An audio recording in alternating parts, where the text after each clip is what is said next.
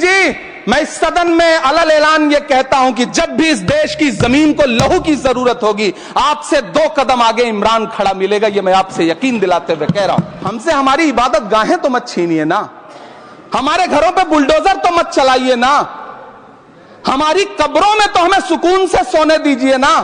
हम ही को कातिल कहेगी दुनिया, हमारा ही कत्लेआम होगा।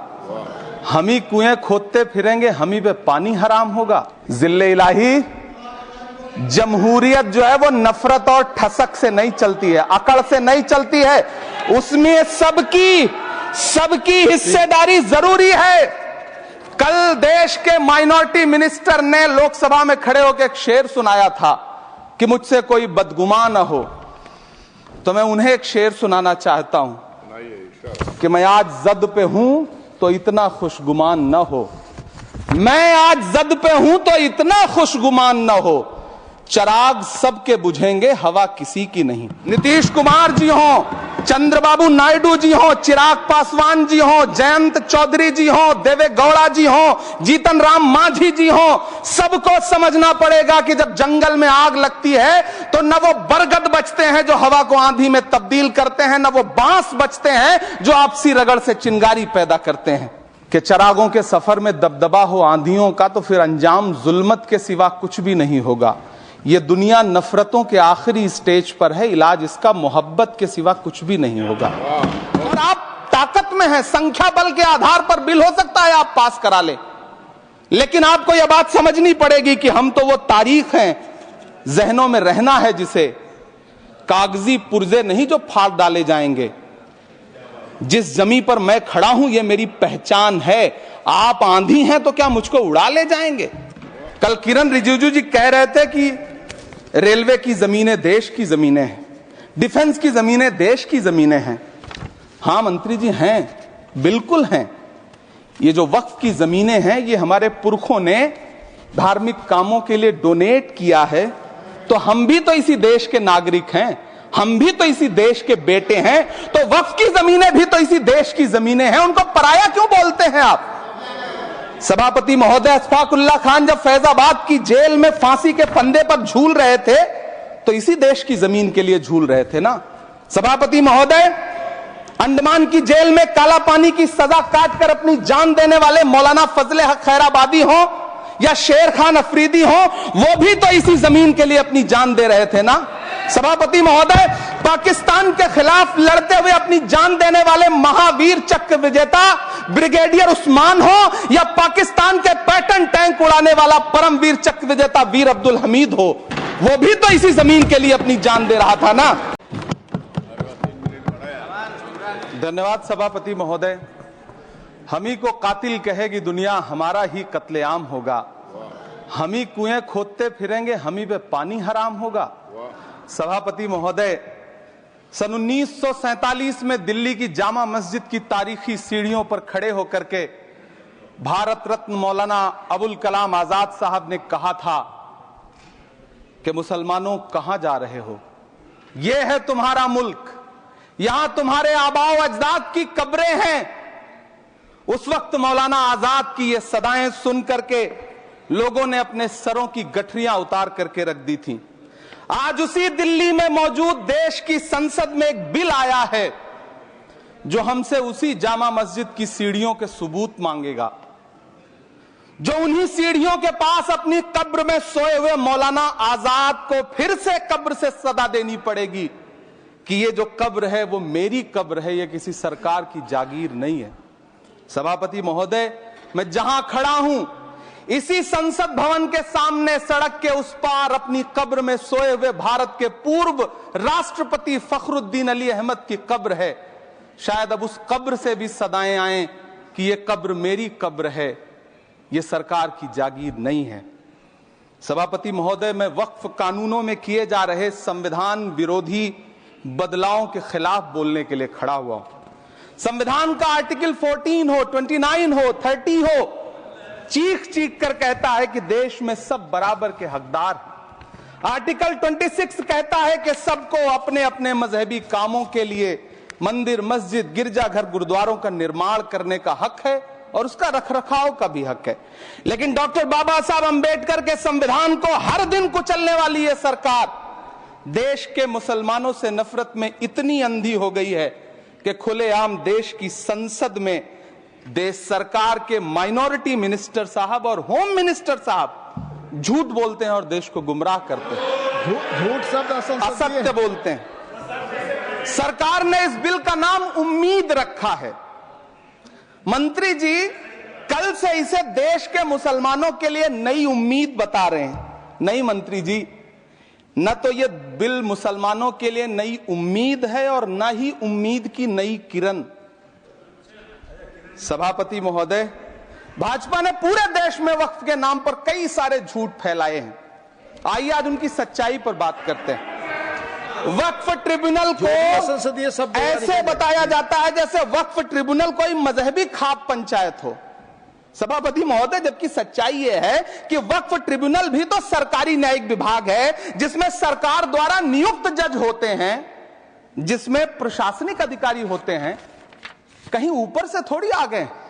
सभापति महोदय, देश के गृह मंत्री जी ने इसी सदन में कहा कि वक्फ ट्रिब्यूनल के फैसले के खिलाफ कोई कोर्ट नहीं जा सकता, जबकि सच यह है कि वक्फ एक्ट 1995 की धारा 83(9) के तहत हाई कोर्ट वक्फ ट्रिब्यूनल के फैसले की न सिर्फ समीक्षा कर सकता है बल्कि उसे बदल भी सकता है। सच तो यह है कि वक्फ बोर्ड खुद अपनी जमीनों के लिए कई सारी कोर्ट में मुकदमे लड़ रहा है। सभापति महोदय, दिल्ली की जिन 123 संपत्तियों को लेकर कल माइनॉरिटी मिनिस्टर, होम मिनिस्टर साहब और अभी आदरणीय नेता सदन बात कर रहे थे, आइए उनकी सच्चाइयों पे भी बात करते हैं। 1911 में जब अंग्रेजी हुकूमत ने कोलकाता के बजाय दिल्ली को राजधानी बनाने का फैसला किया तो रायसीना हिल्स के चारों तरफ जो मुसलमानों की ढेर सारी जमीनें थी उनको एक्वायर किया गया और लुटियन को इसकी तामीर की जिम्मेदारी सौंपी गई। सेंट्रल विस्टा की तरह लुटियन जोन का मेगा प्लान तैयार हुआ, लेकिन उस वक्त के मुसलमानों ने उस वक्त की अंग्रेजी हुकूमत से अपनी इबादत गाहों को बचाने के लिए लड़ाई लड़ी। मामला ब्रिटिश गवर्नमेंट तक पहुंचा। तब यह तय हुआ कि वो जो धार्मिक स्थल हैं उन्हें जस का तस रहने दिया जाएगा। इंडिया गेट के बगल वाली मस्जिद हो, जाप्तागंज, सुनहरी बाग मस्जिद हो, पार्लियामेंट रोड वाली मस्जिद हो, ऐसी 123 संपत्तियों के मैनेजमेंट के लिए 1913 में मुसलमान वक्फ वैलिडेशन एक्ट बना और उसके बाद एक नया शहर बसाया गया जिसे लुटियंस जोन का नाम दिया गया। फिर 1943-45 के बीच एक और समझौता हुआ आजादी से पहले, उसके तहत काफी सारी वक्फ जायदादों को सुन्नी मजलिस औकाफ बनाकर उसके अंडर किया गया ताकि उसकी देखरेख की जा सके। गृह मंत्री जी 2 दिन से सदन में जो बात कह रहे हैं वो दरअसल 123 संपत्तियां उसी सुन्नी मजलिस औकाफ के तहत आती। सभापति महोदय, आजाद भारत आजाद हुआ।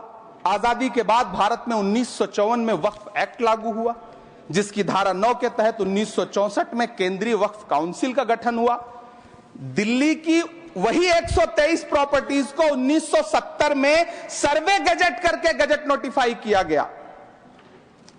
इसके निपटारे के लिए पूर्व प्रधानमंत्री इंदिरा जी के द्वारा 1974 में एक बर्नी कमेटी बनाई गई।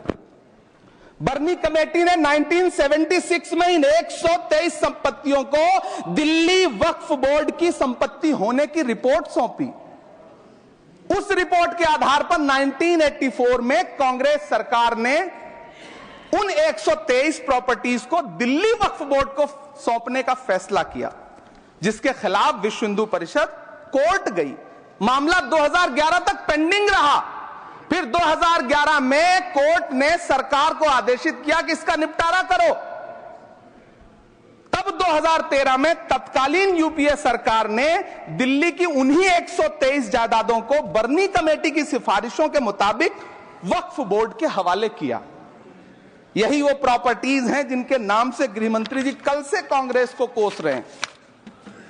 फिर आई 2014 में भाजपा की सरकार, जो तब से इन जमीनों को हड़पने की साजिश कर रही है। जिस बिल को मुसलमानों के हुकूक की हिफाजत करने वाला बिल बताया जा रहा है, उसी को पेश करने के लिए और उस पर बात करने के लिए लोकसभा में भाजपा सरकार के पास एक भी मुस्लिम सांसद नहीं है। जिस वक्त, मैं लोकसभा कह रहा हूं, सुना करिए, जिस वक्फ बिल को मुस्लिम महिलाओं को हक दिलाने वाला बताया जा रहा है, उसे संसद में पेश करने वाली पार्टी के पास न तो राज्यसभा में, न लोकसभा में, न देश की किसी विधानसभा में एक भी मुस्लिम महिला सदस्य नहीं। कल किरण रिजिजू जी कह रहे थे कि रेलवे की जमीनें देश की जमीनें हैं, डिफेंस की जमीनें देश की जमीनें हैं। हां मंत्री जी, हैं, बिल्कुल हैं। ये जो वक्फ की जमीनें हैं, ये हमारे पुरखों ने धार्मिक कामों के लिए डोनेट किया है, तो हम भी तो इसी देश के नागरिक हैं, हम भी तो इसी देश के बेटे हैं, तो वक्फ की जमीनें भी तो इसी देश की जमीनें हैं, उनको पराया क्यों बोलते हैं आप? सभापति महोदय अशफाकुल्ला खान जब फैजाबाद की जेल में फांसी के फंदे पर झूल रहे थे, तो इसी देश की जमीन के लिए झूल रहे थे ना। सभापति महोदय, अंडमान की जेल में काला पानी की सजा काटकर अपनी जान देने वाले मौलाना फजले हक खैराबादी हो या शेर खान अफरीदी हो, वो भी तो इसी जमीन के लिए अपनी जान दे रहे थे ना।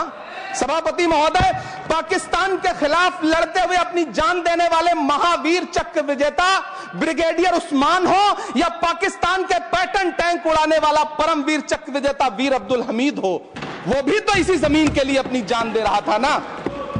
और मंत्री जी, मैं इस सदन में अलग ऐलान ये कहता हूं कि जब भी इस देश की जमीन को लहू की जरूरत होगी, आपसे 2 कदम आगे इमरान खड़ा मिलेगा, ये मैं आपसे यकीन दिलाते हुए कह रहा हूं। सभापति महोदय, मैं सरकार से कहना चाहता हूं, हमसे हमारी इबादत गाहें तो मत छीनिए ना, हमारे घरों पे बुलडोजर तो मत चलाइए ना, हमारी कब्रों में तो हमें सुकून से सोने दीजिए ना। सभापति महोदय, माइनॉरिटी मिनिस्ट्री का बजट कट करके, मुस्लिम बच्चों की स्कॉलरशिप बंद करके अब सरकार कह रही है कि हम वक्फ की आमदनी से गरीब मुसलमानों का भला करेंगे। गुजरात की बेटी बिल्किस के बलात्कारियों की रिहाई के बाद उन्हें माला पहनाने वाली लोगों के नेता ये कह रहे हैं कि यह बिल मुस्लिम महिलाओं को उनका हक दिलाएगा। धन्यवाद मोदी जी, क्या बढ़िया सौगातें मोदी दे रहे हैं आप।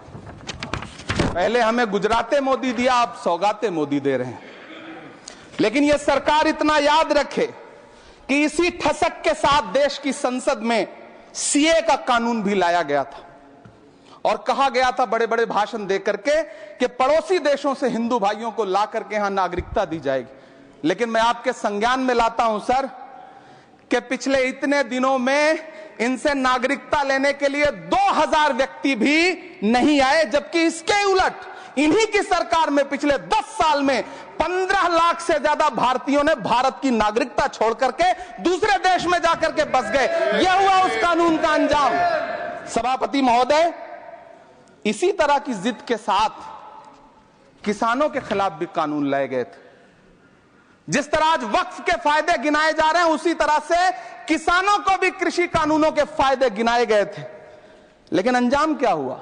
700 किसानों की शहादत लेने के बाद सरकार को अन्नदाता किसानों के सामने घुटने टेकने पड़े और कृषि कानून वापस लेने पड़े। जिल्ले इलाही, जमहूरियत जो है वो नफरत और ठसक से नहीं चलती है, अकड़ से नहीं चलती है, उसमें सबकी हिस्सेदारी जरूरी है। कल देश के माइनॉरिटी मिनिस्टर ने लोकसभा में खड़े होकर एक शेर सुनाया था कि मुझसे कोई बदगुमान न हो, तो मैं उन्हें एक शेर सुनाना चाहता हूं कि मैं आज जद पे हूं तो इतना खुशगुमान न हो, मैं आज जद पे हूं तो इतना खुशगुमान न हो, चराग सबके बुझेंगे हवा किसी की नहीं।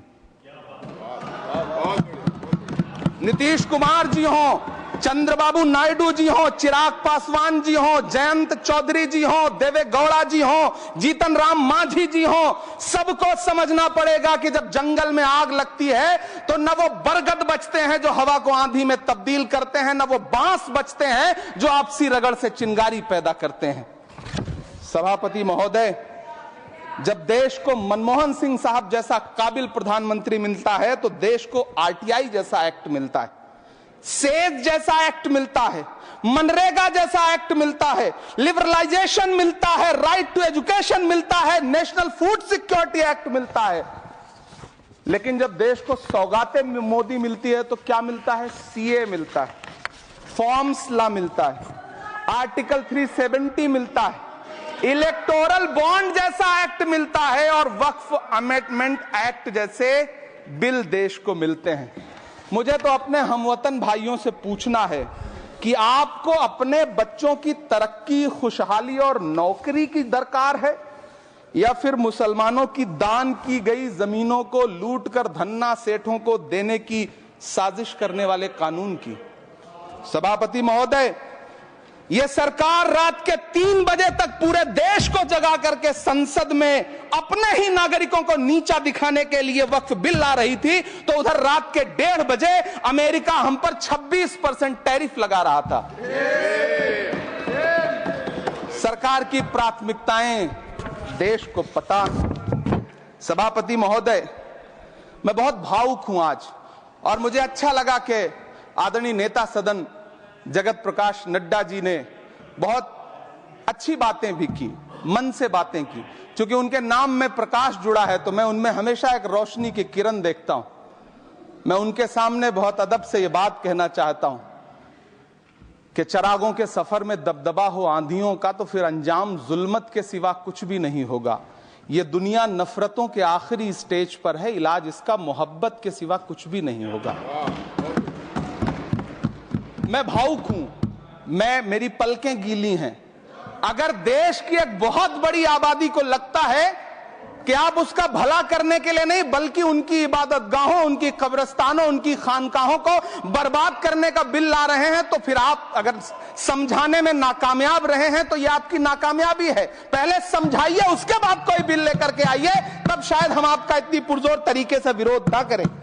लेकिन सभापति महोदय, मैं अंत में सिर्फ इतना कहना चाहता हूं कि इस बिल में जो भी पॉइंट्स दिए गए हैं, बॉम्सी पोर्टल देख लीजिए, सरकार का झूठ आपको पकड़ में आ जाएगा। हम डरे नहीं हैं, हम सिर्फ सरकार से अपील कर रहे हैं कि हमें अपना समझिए। हम आपके अपने हैं, इस देश के नागरिक हैं और आप ताकत में हैं। संख्या बल के आधार पर बिल हो सकता है आप पास करा ले, लेकिन आपको यह बात समझनी पड़ेगी कि हम तो वो तारीख हैं, जहनों में रहना है जिसे, कागजी पुर्जे नहीं जो फाड़ डाले जाएंगे। जिस जमीन पर मैं खड़ा हूं यह मेरी पहचान है। आप आंधी हैं तो क्या मुझको उड़ा ले जाएंगे? आपको यह बात समझनी पड़ेगी।